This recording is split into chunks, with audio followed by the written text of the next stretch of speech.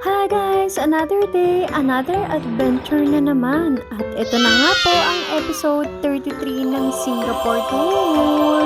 Samahan niyo pa din po kaming maglibot at makakita ng iba't ibang klaseng animals.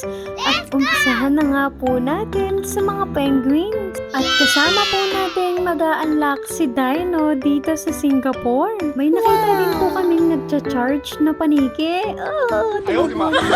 Pumasok din po kami sa butterfly sanctuary nila dito guys. Talaga namang busog na busog ang mga butterfly. Ang dami nilang food. Meron din po kami nakita ditong baby storks. At meron din po pagala-galang mama iguana.